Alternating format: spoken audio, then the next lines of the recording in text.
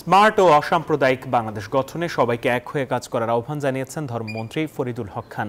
শুক্রবার বিকেলে রাজধানীর কাকরাইল আর্চ বিশপ হাউসে ঢাকা মহাধর্মপ্রদেশের নতুন সহকারী বিশপ সুব্রত বনিফাস গোমেজের অভিষেক অনুষ্ঠানে নতুন সহকারীকে দেশ ও জাতীয় উন্নয়ন ও শান্তি প্রতিষ্ঠায় অবদান রাখার আহ্বান জানান ধর্মমন্ত্রী।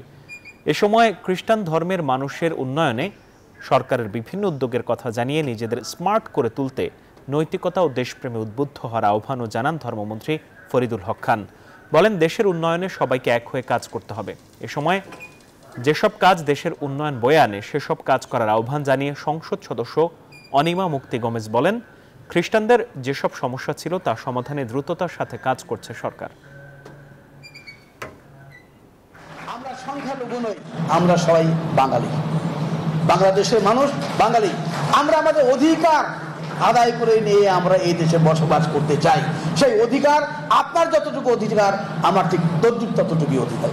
আমরা এই অধিকারকে যার যার অধিকার আমরা শেষে আদায় করে নেব এবং সহ অবস্থানে সবাই আমরা বসবাস করব।